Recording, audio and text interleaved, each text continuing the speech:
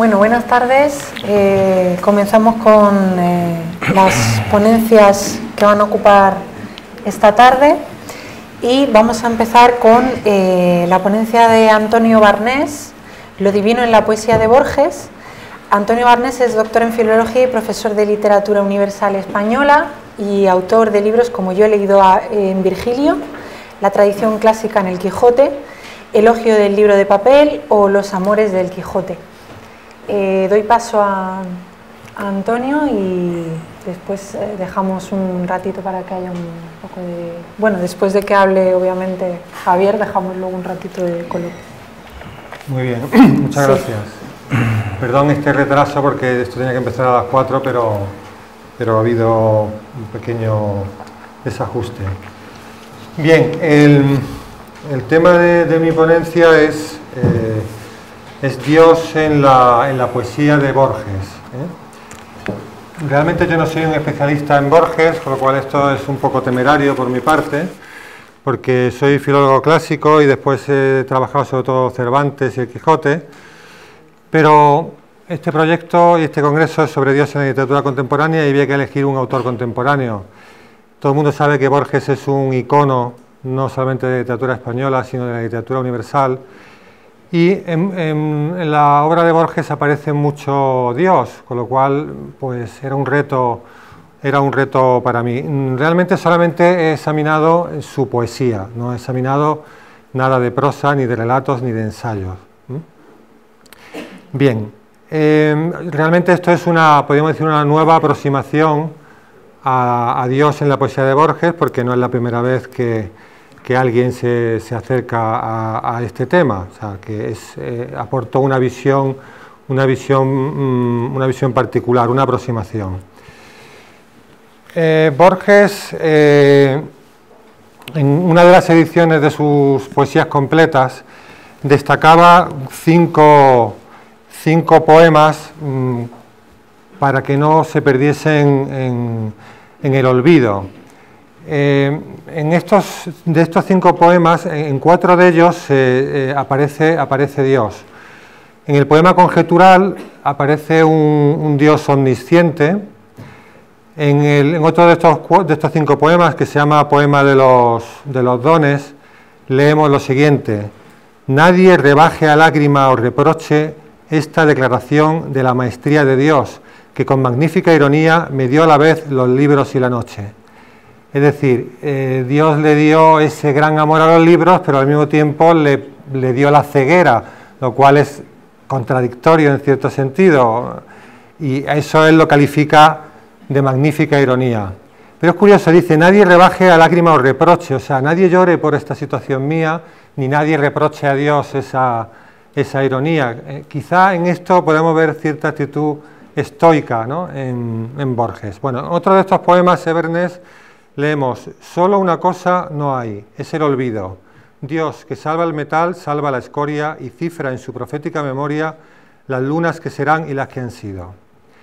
Bien, aquí vemos el destino, ¿no? Una idea muy presente en Borges, la idea del destino, un destino que con frecuencia parte de Dios o de la divinidad.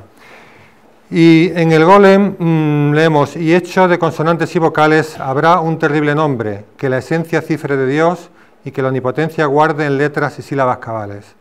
Es un poema sobre la cábala, aparece el nombre de Dios, la gran preocupación de Borges sobre lo que son los nombres, lo que son las palabras.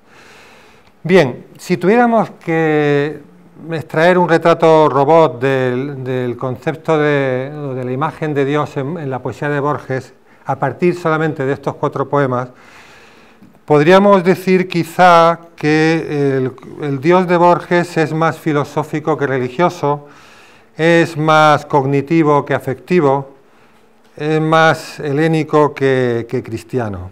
Pero decir más que no significa absolutamente, significa que hay como una dirección.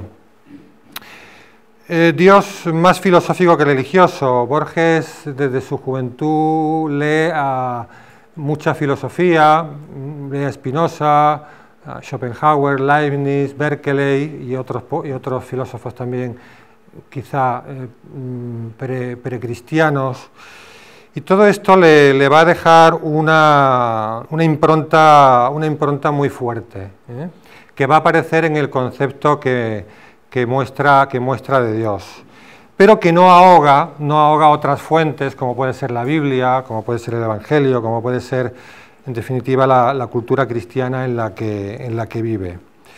Más cognitivo que afectivo, o sea, Dios mucho más de memoria, de inteligencia, de intelecto, de razón. Pocas veces aparece el amor en Dios. Pero esta hipótesis inicial hay que contrastarla un poco con otros textos. Y entonces a eso me voy a dedicar ahora. En su primer poemario, Fervor de Buenos Aires, de 1923, encontramos un poema dedicado al dictador decimonónico argentino Rosas. Y leemos lo siguiente: ya Dios lo habrá olvidado y es menos una injuria que una impiedad demorar su infinita disolución con limosnas de odio. Bueno, o sea, la situación tras la muerte es de infinita disolución, o sea, es una metáfora tremenda, ¿no? de un pensamiento, digamos, podríamos decir, de cierto nihilismo en cuanto al futuro del ser humano. Y esto ya está en 1923, es decir, en ese sentido es muy temprana las ideas que tiene Borges sobre Dios.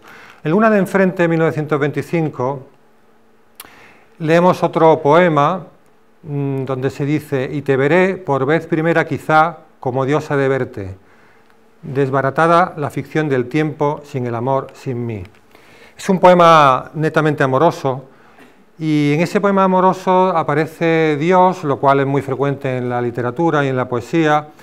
Sin embargo, esa mirada de Dios sin el amor nos llena un poco de, no sé si decir inquietud, es decir, nos muestra un Dios muy filosófico, ¿no? muy espinociano.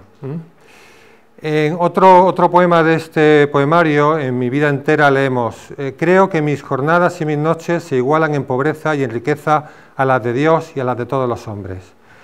Esta igualdad del poeta o de los hombres con Dios, claro, desde un punto de vista cristiano se explicaría por la encarnación del Verbo, ¿no? Que Cristo pues asume todos nuestros gozos y todos nuestros dolores, pero desde un punto de vista filosófico también podríamos pensar en ese panteísmo espinociano, donde todo lo que aparece, en definitiva, no son sino manifestaciones de Dios. En otro poema de Luna de Enfrente leemos: así voy devolviéndole a Dios unos centavos del caudal infinito que me pone en las manos. Sin embargo, aquí encontramos un texto plenamente concorde con una visión de Dios como benefactor, como un Dios Padre, un Dios que me concede sus dones de una manera sobreabundante. De manera que vemos que, aunque predomine esa visión filosófica, en cierto modo fría, de unos filósofos de la modernidad que han roto puentes con Dios, etc., sin embargo, el pensamiento de Borges no está arrojado por esa filosofía, y también aparecen otras ideas. Más adelante, en El Hacedor, ya estamos en 1960, un poema titulado Ajedrez, leemos: Dios mueve al jugador y éste la pieza. ¿Qué Dios detrás de Dios la trama empieza, de polvo y tiempo y sueño y agonías? ¿Qué Dios con minúscula detrás de Dios con mayúscula la trama empieza? Es una gran ironía, ¿no?, frente a ese concepto de Dios creador de la nada en un momento determinado. Una de las preocupaciones fundamentales de Borges es el tiempo, la eternidad. Borges es un escritor muy filosófico, un escritor que se hace grandes preguntas. Y aquí está esa pregunta, ¿no?, sobre el origen del tiempo, sobre el origen del mundo. La trama empieza de polvo y tiempo y sueño y agonías. O sea, el mal o el dolor en el mundo no es, digamos, como en la tradición judeocristiana, producto de un pecado original, es decir, que no están en el designio inicial de Dios, sino que parece como que efectivamente hay un destino originario en el que el mal y el bien se van intercalando. Aquí quizá enlazamos con una visión de la divinidad griega, ¿no? Es decir, donde hay un destino, ¿no?, que incluso está por encima de Zeus. En un poema dedicado a Alfonso Reyes leemos: sabe Dios los colores que la suerte propone al hombre más allá del día. Yo ando por estas calles, todavía muy poco se me alcanza de la muerte. Borges reconoce que no las tiene todas consigo, que no sabe exactamente lo que hay detrás de la muerte. Y estamos ya en 1960, ya es un poeta mayor, maduro, ¿no? A un poeta sajón: pido a mis dioses o a la suma del tiempo que mis días merezcan el olvido, que mi nombre sea nadie como el de Ulises, pero que algún verso perdure. En algunos poemas vemos como después de la muerte lo que hay es un olvido absoluto decretado por Dios, lo cual es debe ser una gran contradicción para Borges, ese poeta, ese autor tan buscador de sentido, ¿no? En este caso, además, parece que él se lo está pidiendo a Dios, pero claro, no dice Dios, dice a mis dioses o a la suma del tiempo. Sí, a los dioses en los que no sé si creo y no sé si existen, o a la suma del tiempo, que sería como una versión filosófica de la explicación sobre el mundo.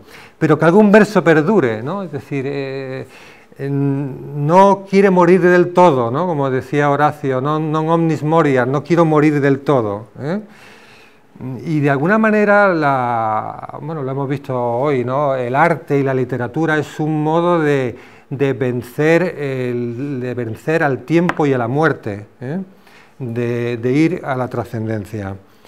En otro poema de los dones, de este mismo poemario, leemos: gracias por el amor, que nos deja ver a los otros como los ve la divinidad. Bueno, aquí, claro, aquí lo que dice sobre el amor en relación con la divinidad, con Dios, pues es maravilloso, ¿no? El amor no sería otra cosa que mirar con los ojos con los que mira Dios, ¿no? Es decir, el amor sería un chispazo de la divinidad. En el mismo, de 1964, encontramos un poema que glosa un versículo del Evangelio de San Juan, Juan 1,14. Borges es un hombre fascinado por el Evangelio, por los 4 Evangelios, ¿no? Los considera una obra, digamos, que está al margen de toda medida, ¿no? Aquí, en este poema, leemos: Dios quiere andar entre los hombres y nace de una madre. Evidentemente está glosando un versículo del Evangelio. Esto no significa que él suscriba lo que está diciendo, pero también es verdad que ha elegido ese texto para glosarlo y podía haber pasado por encima de él, ¿no? Expresa de esa manera sencilla o hermosa el misterio de la encarnación, que en definitiva es lo que aparece en ese versículo de San Juan, que es el que dice el Verbo se hizo carne. Dios quiere andar entre los hombres y nace de una madre. Elogio de las sombras, 1969, un poema que se titula James Joyce. Y leemos lo siguiente: desde aquel inconcebible día inicial del tiempo, en que un terrible Dios prefijó los días y agonías. Y más tarde en ese mismo poema dice: dame, Señor, coraje y alegría para escalar la cumbre de este día.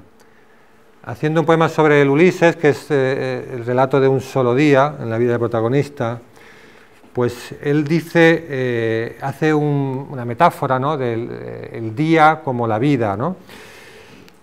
Aparece un terrible Dios que nos puede recordar a un Dios en algunos pasajes del Antiguo Testamento o a un Dios de mitología grecolatina. Prefijó los días y agonías. Una vez más está el destino. El destino con los días y las agonías, con los trabajos y los días, con los bienes y los males. Pero al final afirma: dame, Señor, coraje y alegría para escalar la cumbre de este día.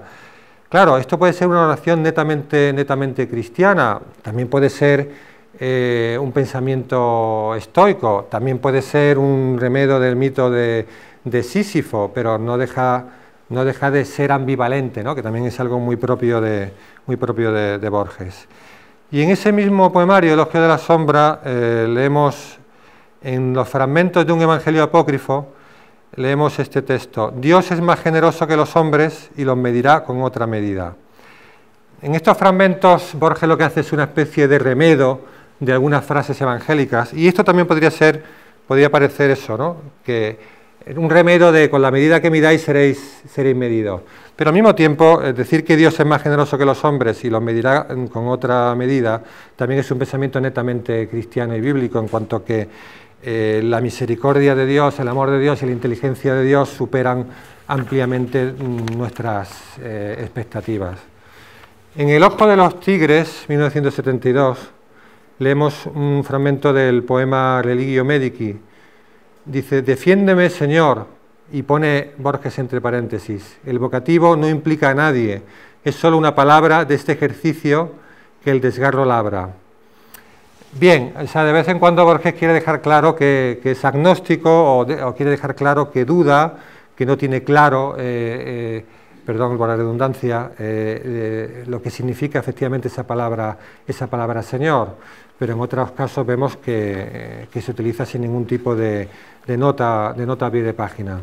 La rosa profunda, de 1975, hay un poema titulado muy significativamente De que nada se sabe, y leemos: quizá el destino humano de breves dichas y de largas penas es instrumento de otro con mayúscula, lo ignoramos, darle nombre de Dios no nos ayuda, vuelve a decir. No nos ayuda, pero lo que está claro es que en Borges hay una búsqueda, es decir, hay una búsqueda durante toda su vida, hay una indagación, hay una especulación sobre el sentido, sobre el tiempo, la eternidad, la muerte, la vida. En La moneda de hierro, 1976, leemos en un poema titulado El fin: Dios, o tal vez, o nadie, yo te pido su inagotable imagen, no el olvido. Dios, o tal vez, o nadie. Duda, duda pero no niega. Duda pero busca. Yo te pido su inagotable imagen, no el olvido. Aquí no quiere olvido, aquí pide el no olvido. Quizá el olvido se lo ha enseñado Spinoza, y quizá su propia mente, sus propias lecturas y su propia libertad de pensamiento le hacen pensar que no puede acabar todo en el olvido. En otro poema leemos: Odín, o el rojo Thor, o el Cristo blanco. Poco importan los nombres y sus dioses, no hay otra obligación que ser valiente. Esto me parece un pensamiento bastante estoico, ¿no?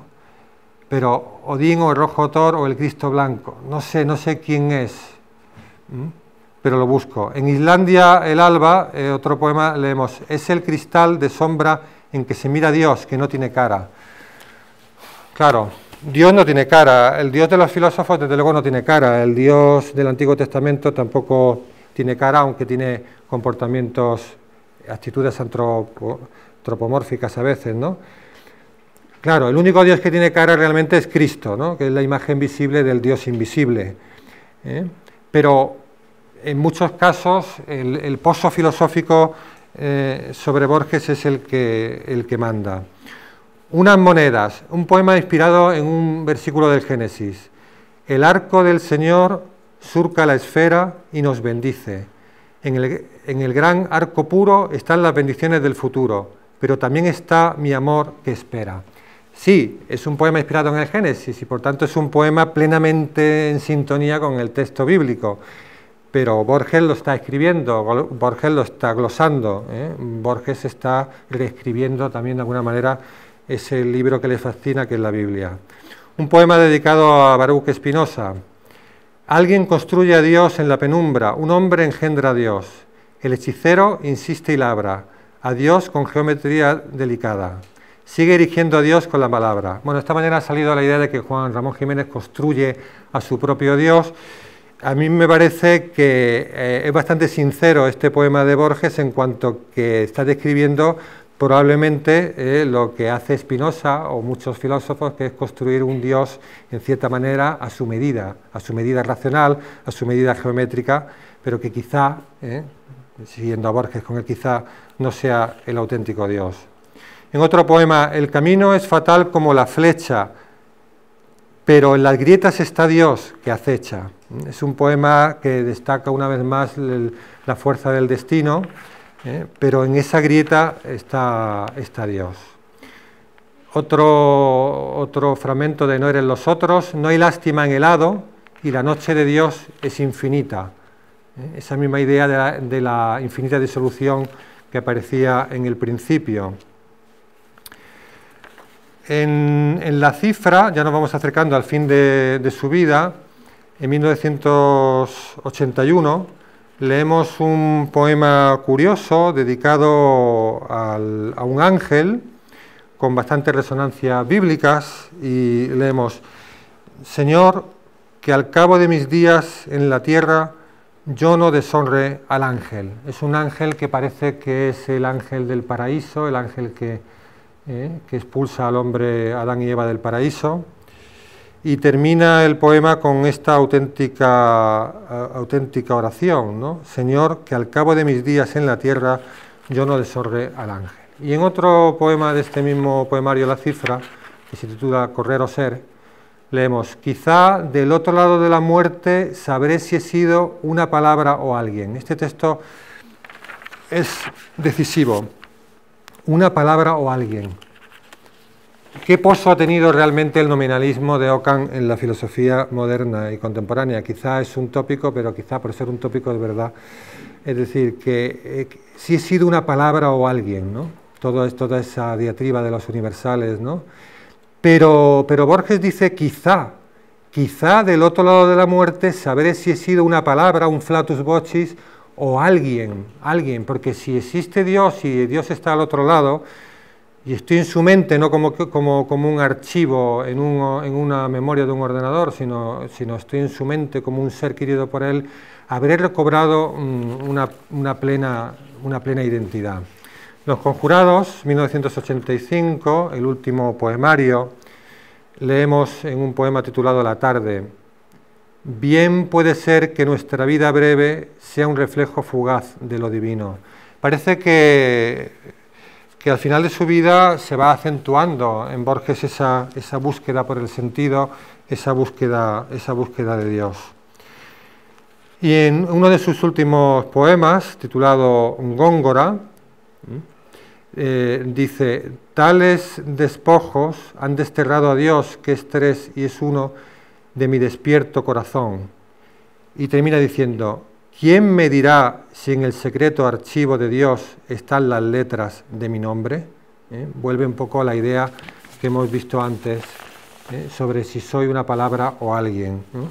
¿Quién me dirá si en el secreto archivo de Dios están las letras de mi nombre, ¿no? Es decir, hasta el final, Borges, partiendo de un agnosticismo fuerte por la educación paterna, por sus lecturas infantiles, juveniles, sin embargo, deja una puerta abierta a un Dios en el que pueda, digamos, radicar pues, la esencia de su vida.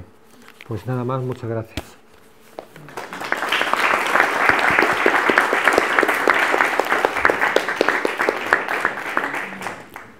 Muchas gracias, Antonio. Ahora vamos a dar paso a nuestro otro ponente, Javier García Gibert. Nos trae una ponencia llamada El sembrador de estrellas que soñó Antonio Machado.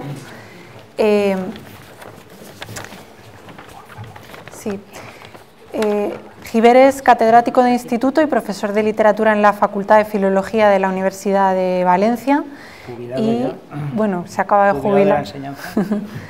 Y tiene publicadas pues varios libros sobre asuntos hispanistas y humanísticos, como por ejemplo Cervantes y la melancolía, Baltasar Gracián, Consagradas Escrituras, 10 ensayos sobre literatura bíblica, sobre el viejo humanismo, exposición y defensa de una tradición, y La Humanitas hispana, sobre el humanismo literario de los siglos de oro. Damos paso a Javier y después ya empezamos un pequeño coloquio. Por la presentación y por la invitación a este congreso. Y nada, pues básicamente voy a comentar un poema que es el que os han pasado, supongo ya, ¿no? Bueno, pues bien, el poema este que tenéis, que vamos a comentar, pertenece a Soledades, Galerías y otros poemas del año, publicado en el año 1907, en concreto pertenece a la sección Galerías, que desde mi punto de vista ofrece un conjunto de poemas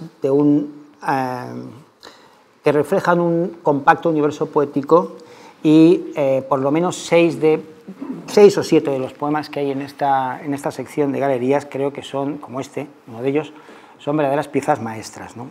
Desde mi punto de vista es el momento creativo culminante de Antonio Machado.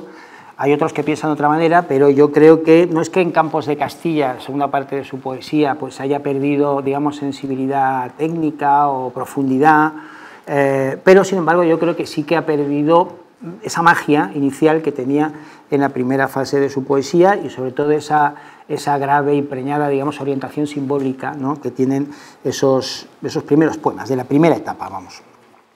El poema es el más breve de toda la sección, pero desde mi punto de vista es un epicentro, un microcosmos temático, retórico, simbólico de la poesía machadiana y, como veremos, también incluye, pues, o incorpora una metafísica, una estética y una ética, ¿no? Vamos a leerlo y a partir de ahí pues comenzaremos el examen, ¿no? Bien, dice: tal vez la mano en sueños del sembrador de estrellas hizo sonar la música olvidada como una nota de la lira inmensa, y la ola humilde a nuestros labios vino de unas pocas palabras verdaderas. El tema del poema, por decirlo ya rápidamente, pues es la llegada de la inspiración. Sobre esto hemos comentado, has empezado tú comentando esta mañana cosas muy interesantes. La llegada de la inspiración, algo de lo que en la época se descreía.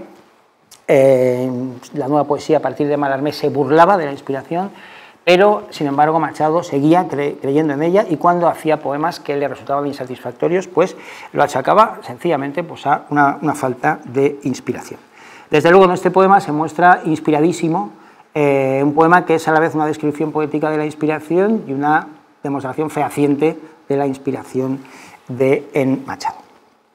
El poema se abre con una imagen, una mano, y con una perspectiva que es el sueño, y ello produce un impacto visual pues, muy eficaz y muy inmediato. Claro, inmediatamente nos remitimos a esa mano que aparece pues, detrás de una nube, que aparece en la iconografía medieval, en muchos libros de emblematistas del Renacimiento y del Barroco, y que representa pues, la potencia divina, la creación divina, la presencia de Dios.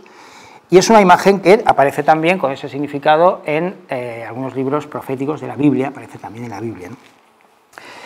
Claro, es verdad que la mano en Machado aparece muchas veces en sus poemas como una especie de sinécdoque emocional de sus recuerdos hacia seres queridos. La mano del padre, de la madre, de Leonor, de Guiomar, aparece, ¿no? O personajes que le resultan entrañables, la mano del guitarrista, la mano del mendigo, en fin. Pero la mano que aparece en sueños, en sus poemas, la del hada, la del ángel, la del diablo, la de la muerte, pues es la que tiene en Machado una carga simbólica y metafísica importante, ¿no?, como sucede en este poema. Porque el sueño es aquí, como decíamos, desde el primer verso, la perspectiva que lo informa todo, ¿eh? Se ha dicho mucho en Machado sobre la importancia del sueño, Machado y su significado, que a veces es laberinto, a veces es ensoñación, puede ser diabólico, puede ser angélico, puede ser recuerdo del pasado, intuición del futuro, y en muchos casos, como en este poema, es también casi se identifica con la creación poética, ¿no? Una creación poética en un medio, en un clima de sueño, ¿no? Pero para lo que nos interesa ahora, el sueño remite en Machado a una manera de ver el mundo tras el velo del misterio y con el horizonte siempre, un horizonte nebuloso de la trascendencia, ¿no? A la vez, con esto, Machado se inscribe en la pura tradición, tanto la bíblica como la grecolatina. La tradición bíblica ya ve pues a través de sueños se manifestaba a los poetas, a los sabios, etc. Y en la grecolatina, pues también desde Homero, la revelación de los dioses y la inspiración de las musas llegaba por esa vía, por la vía del sueño. Pero también el ensueño machadiano debería inscribirse dentro de una tradición mucho más reciente, que es la del romanticismo, donde el sueño también adquiere un papel muy relevante para hurtarse, digamos, de los límites de la razón o de la conciencia limitada y establecerse en una frontera entre la realidad, la imaginación, que es la frontera propia de la creación artística, ¿no? Hay un libro de Albert Began que se llama El alma romántica y el sueño, centrado precisamente pues, en este tema. Pero bueno, recogiendo todos estos sentidos, el sueño de Machado es a menudo metáfora de su creación poética y también expresión o síntoma de trascendencia divina.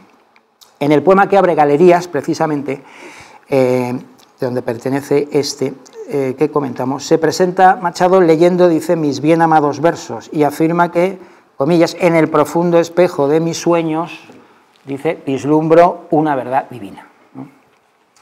Y el sueño, en la poesía de Machado, pues siempre está vinculado íntimamente a la presencia de Dios, y es casi un preludio necesario de la misma. Machado, por así decir, hace pasar a Dios discretamente, ¿no?, a través del filtro distanciador, pero también poético, sugeridor, misterioso del sueño. Hay muchos versos que pues, nos suenan, ¿no? Supongo que pues, os sonarán, ¿no?, en este sentido, ¿no? Soñé, bendita ilusión, que era Dios lo que tenía dentro de mi corazón, en uno de sus poemas. Así voy yo, pobre hombre en sueños, siempre buscando a Dios entre la niebla. En otro, ayer soñé que veía a Dios y que a Dios hablaba, en fin.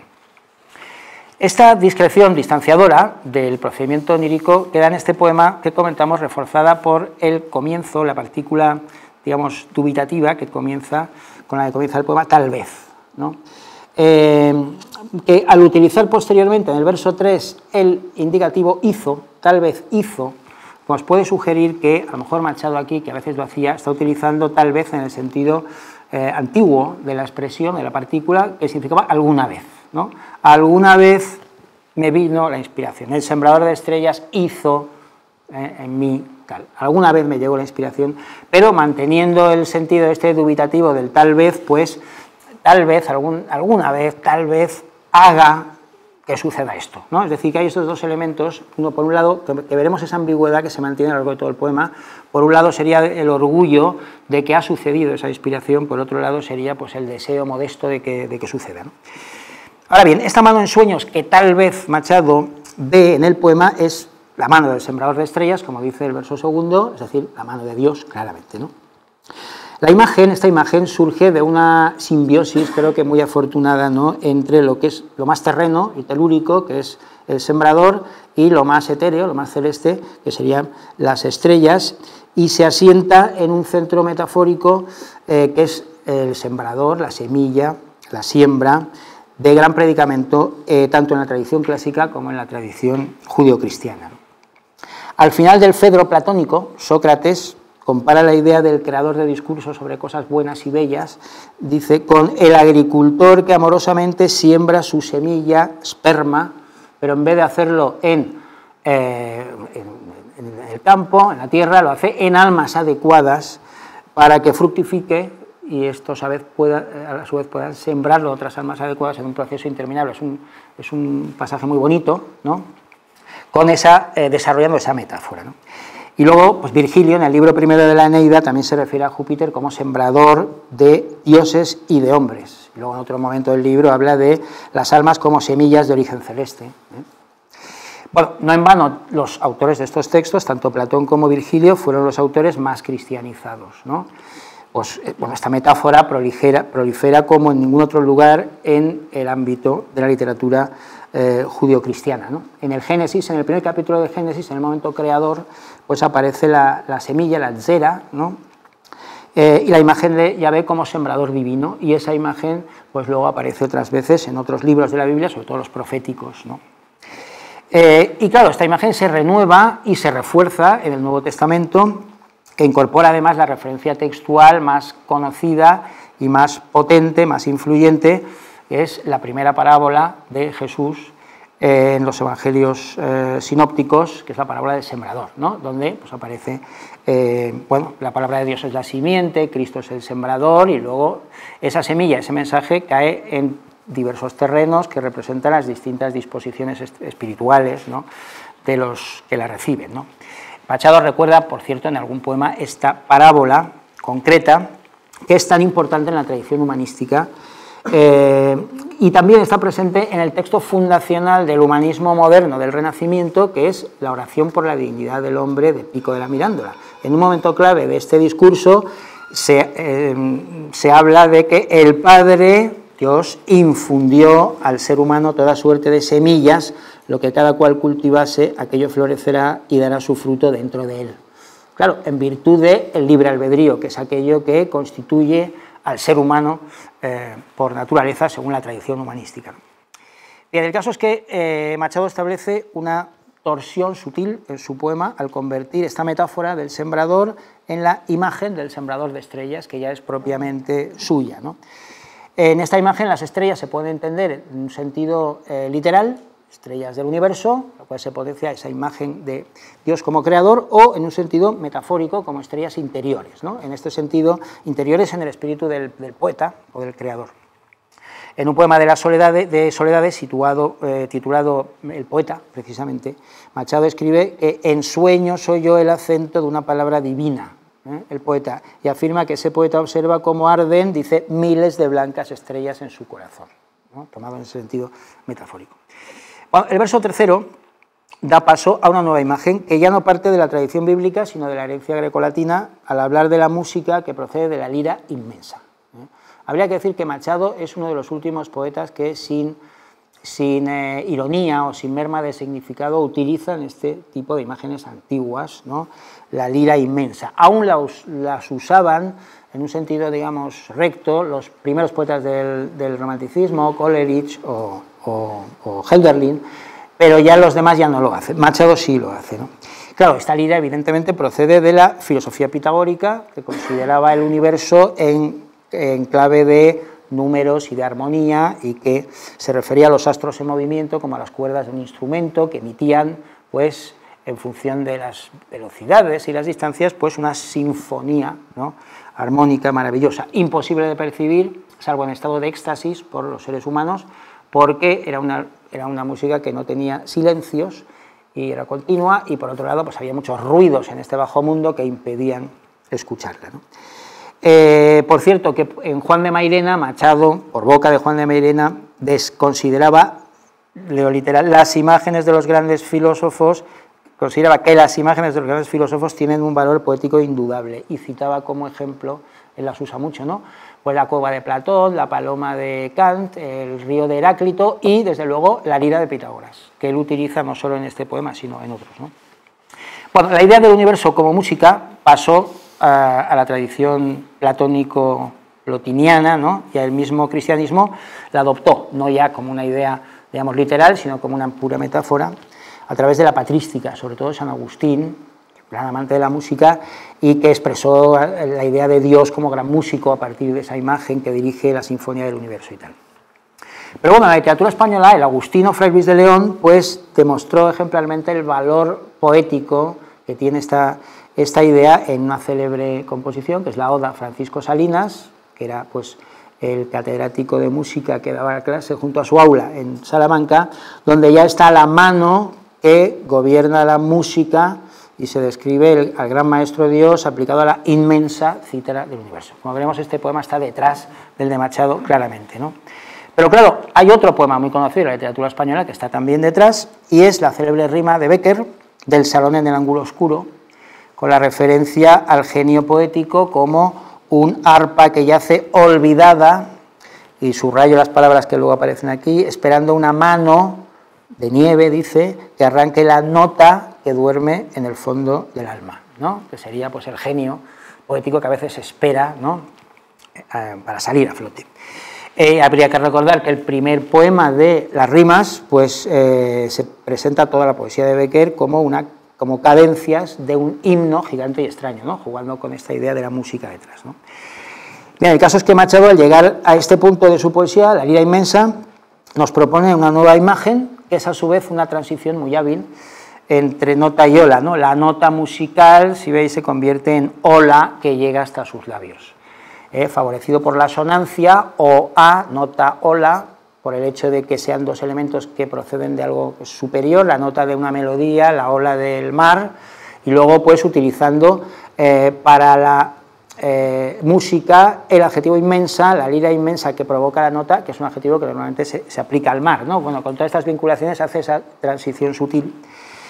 Y bueno, la metáfora del mar aplicada a la música pues está muy asentada en la tradición. El propio Fray Luis, en la oda que acabamos de mencionar, afirmaba que al escuchar la música de Salinas, dice, la alma navega por un mar de dulzura y finalmente en él ansí se anega, ¿no?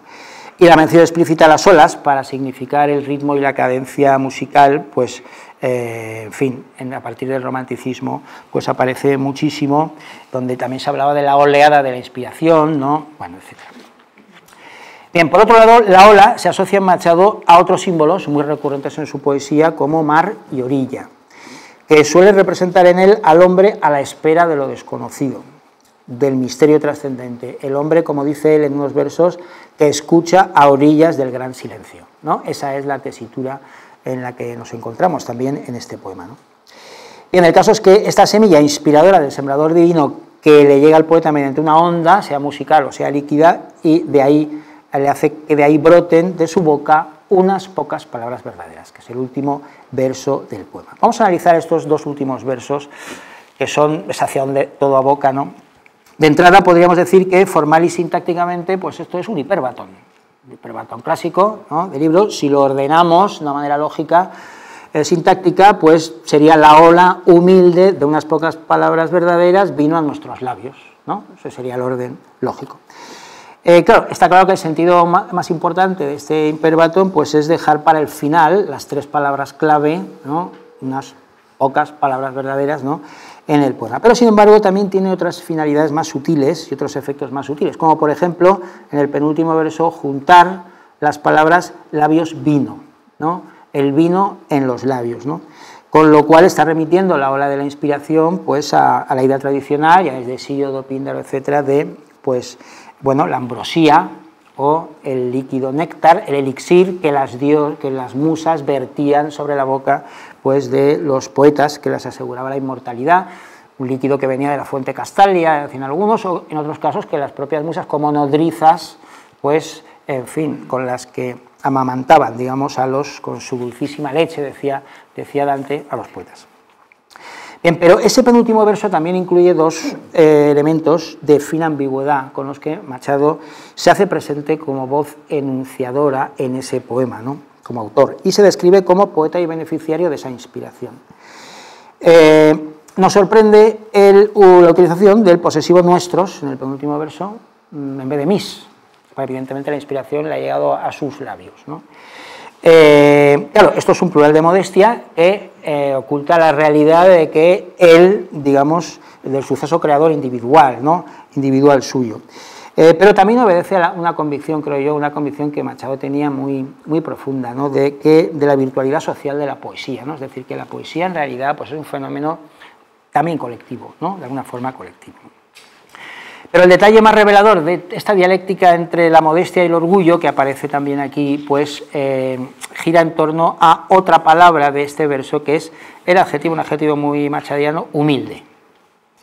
Porque claro, ahí de nuevo hay otra ambigüedad, hay un doble sentido posible, ¿no?, porque humilde, si lo entendemos como el calificativo de ola, ola humilde, ¿no?, vino a nuestros labios una ola humilde, pues apuntaría a ese sentido de modestia, ¿no?, de Machado. Ahora, si lo entendemos, que también es posible, humilde como un complemento predicativo, se llama, ¿no?, en sintaxis, de vino, vino humilde a nuestros labios, vino humildemente a nuestros labios, pues entonces apuntaríamos ya a esa idea de modestia, que de nuevo aparece, perdón, de orgullo que aparece, ¿no? La ola de la inspiración llegó humildemente hasta mis labios, ¿no? No es una ola humilde, es que llega humildemente. Y a su vez esta ambivalencia se puede prolongar en los adjetivos del último verso, pocas, haría referencia a la modestia, y verdaderas, ¿no?, haría referencia al orgullo, ¿no? Machado, por cierto, en este último verso rompe con el el ritmo sáfico de los versos, que lleva acentos en 4, 6 y 10, para pasar a un endecasílabo melódico con acentos en 3, 6 y 10, que caen sobre los 3 términos claves de esas últimas palabras. Pocas palabras verdaderas, ¿no? Que es, bueno, pues lo decisivo, ¿no?, del poema.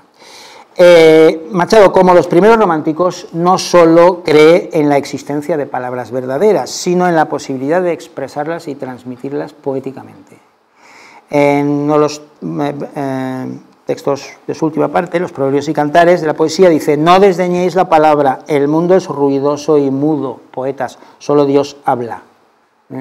Y por la misma fecha en que Machado publica este poema, un poeta y ensayista alemán, Hugo von Hofmannsthal, redacta un texto que luego se ha hecho muy famoso en la historia de la estética, en fin, la filosofía incluso del lenguaje, que es la carta de Lord Chandos, donde se refiere a la impotencia de las palabras para, como dice él, penetrar en el interior de las cosas, y ahí expresa el deseo de crear una lengua poética desconocida, distinta, con un material más directo, líquido y ardiente que las palabras.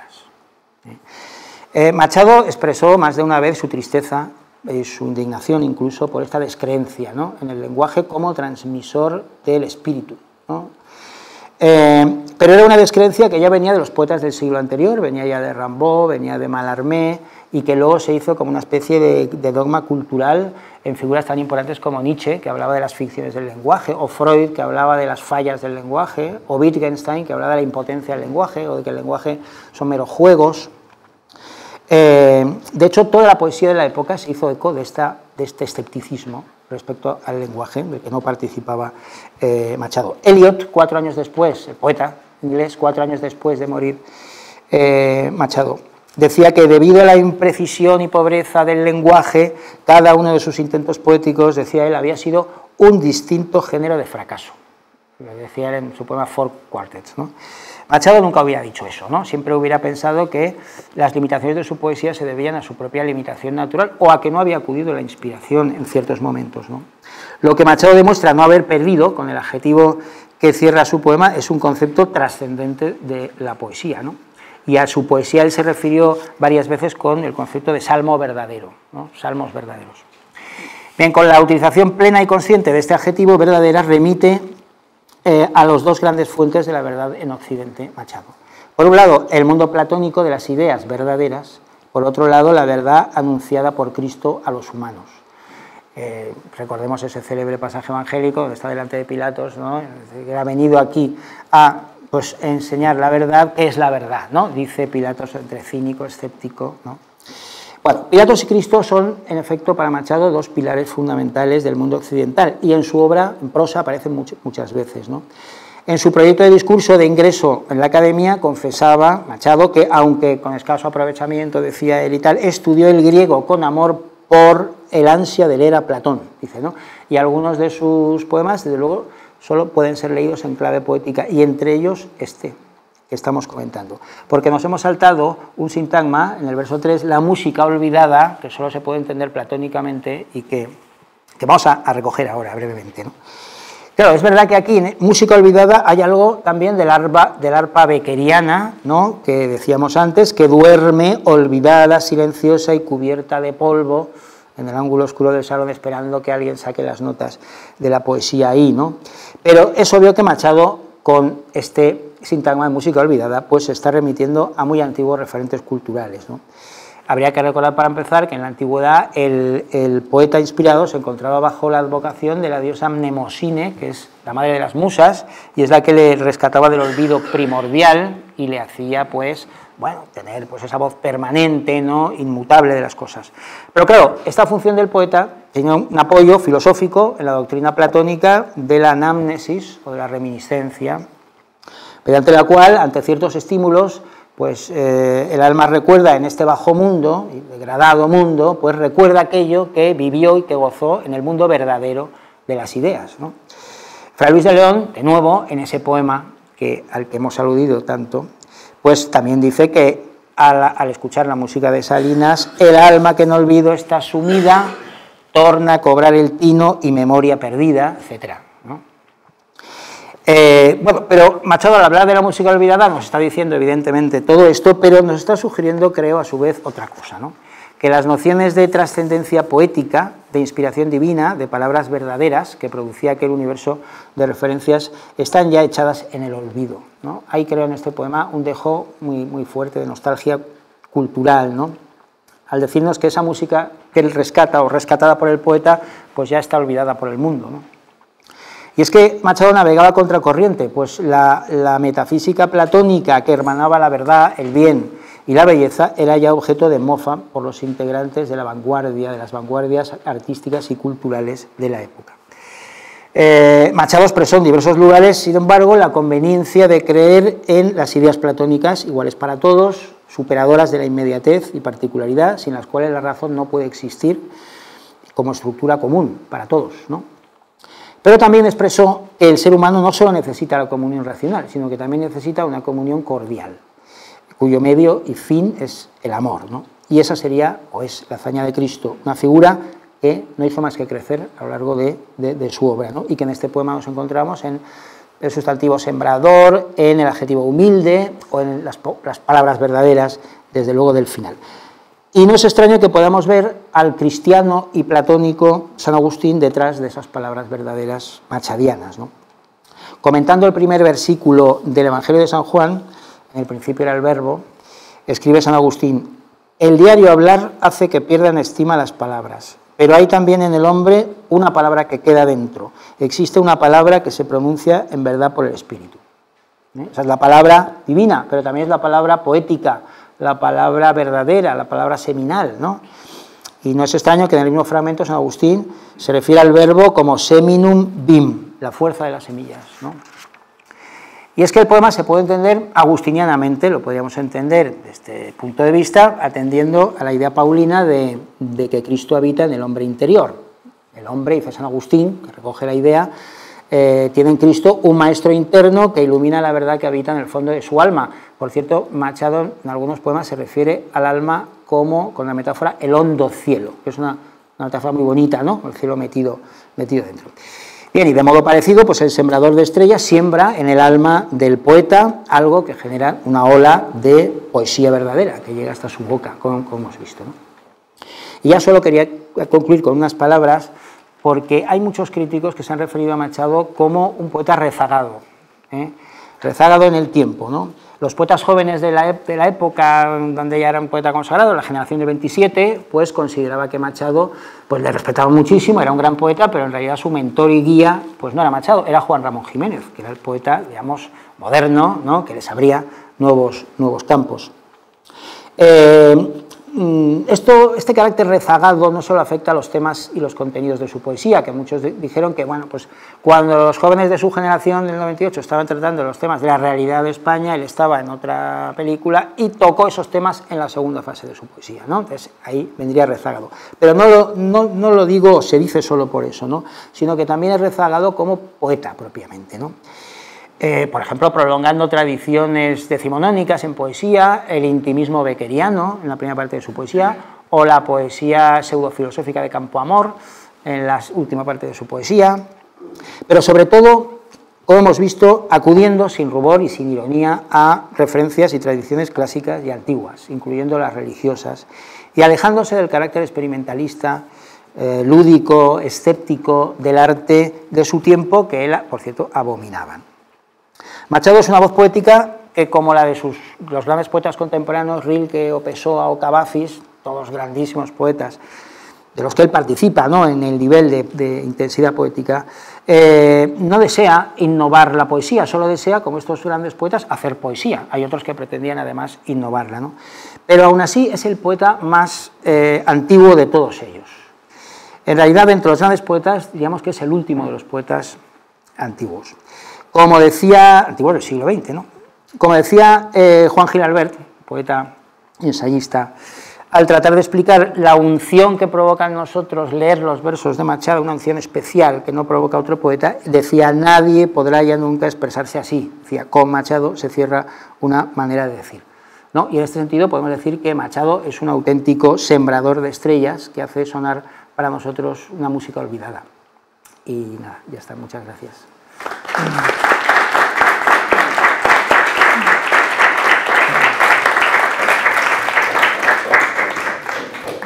pues gracias a nuestros dos ponentes. Si alguien quiere hacerles alguna pregunta, abrimos un pequeño turno de coloquio. Muchas gracias a los dos ponentes otra vez. Y quería preguntar, bueno, igual sea una pregunta muy tonta, pero quería preguntar sobre Machado y sobre el vino y los labios, sí. Porque parece también, igual no lo he oído, o es una asociación así libre, pero parece que también puede ser el vino de comunión, y entonces serían dos cosas, la tradición griega y la tradición eclesiástica juntadas. Bueno, pues sí, podría ser. La verdad es que no se me había ocurrido. Bueno, gracias. Pues amplía, o sea, no me extrañaría, ¿no?, que estuviera, que incluso eso, sí, eso aparece como un añadido, ¿no?, otro significado más. Porque como vemos, Machado está constantemente acudiendo a tradiciones, ¿no?, a tradiciones antiguas, que por un lado son pues clásicas, por otro lado son judio-cristianas, religiosas también, el romanticismo también, pero él está constantemente en el mundo de la tradición, ¿no? Y entonces eso que dices, pues le da más riqueza, sí. Tú decías que es un diálogo entre el mundo griego, platónico y el mundo cristiano, sí. Parece ser una lógica. Sí, me parece muy bien, sí, pues mira. Unión, sí. Gracias.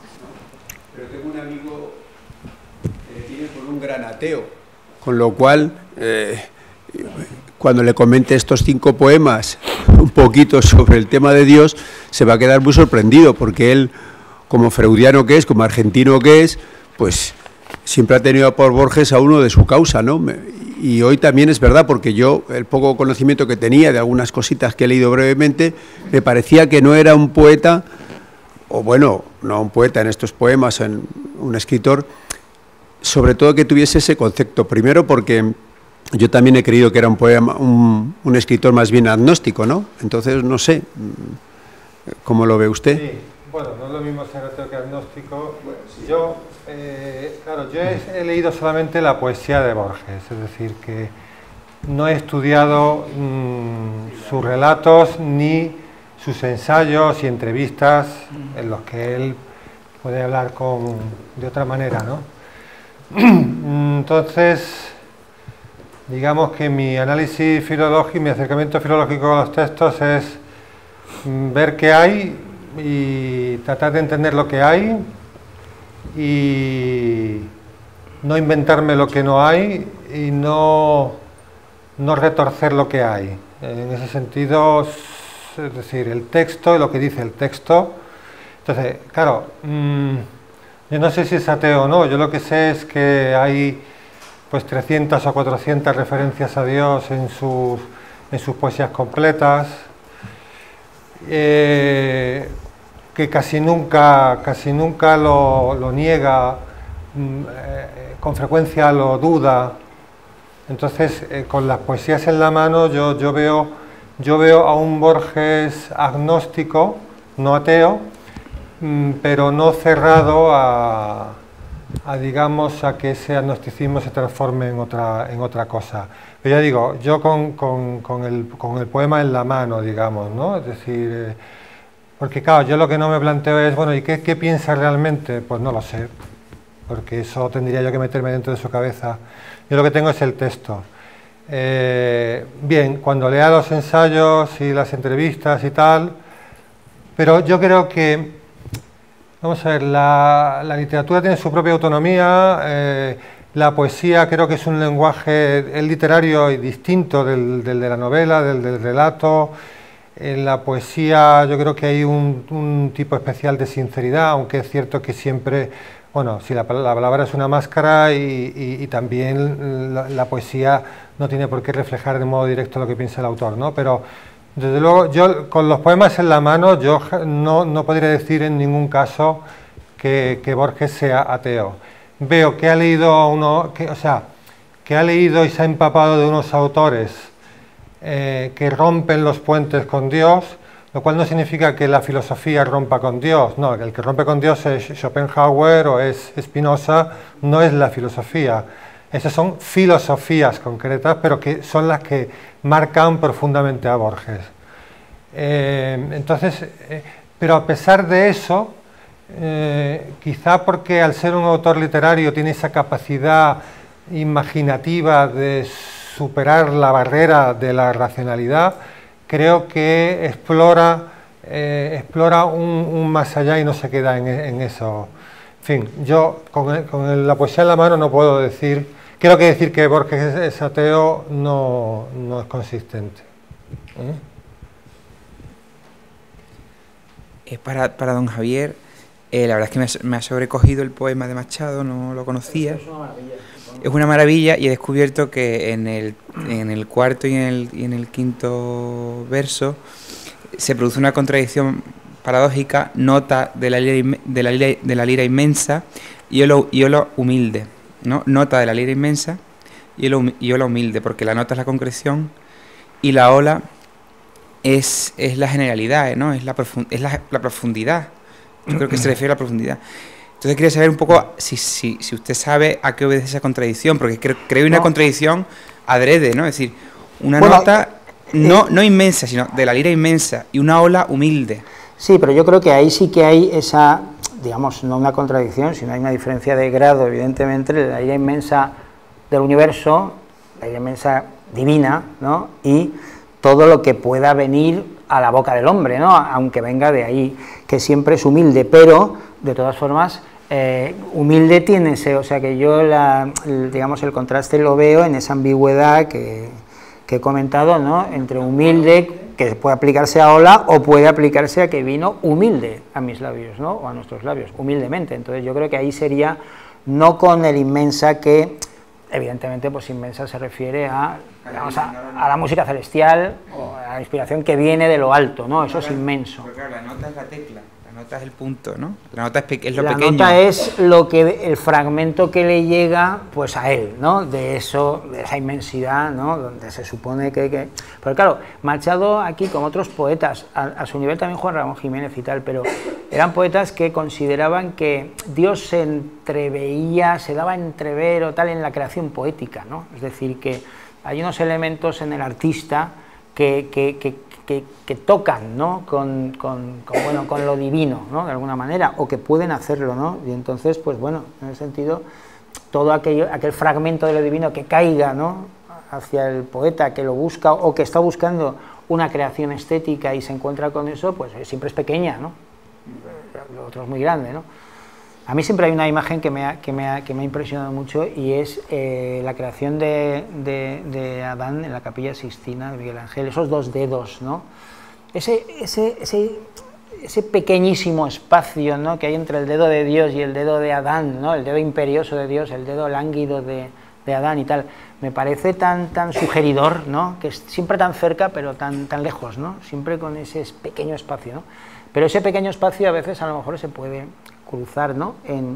Mediante el arte, precisamente, que es lo que está diciendo aquí, y por breves momentos, ¿no? Y en breves creaciones, ¿no? Es lo que está sugiriendo aquí Machado, ¿no? Por cierto que Machado dice en alguna de sus cartas que ha leído a Bersón y que le admira mucho, sí. Y precisamente Bersón con la intuición trata de superar las estrechas celdas de la filosofía también kantiana, etcétera, ¿no? Intenta ir más allá. Y quizá Bersón también pueda estar aleteando detrás de todo esto. Sí, puede estar, porque a Machado le encantaba, ¿no? Bersón, creo que había asistido a sus clases y tal, y en fin, o sea que es esto que tiene en mente, sí, puede ser. Sí, damos 5 minutos de descanso antes de la siguiente ponencia y ahora seguimos. Este poema se me ha estremecido. Es una pasada, ¿eh?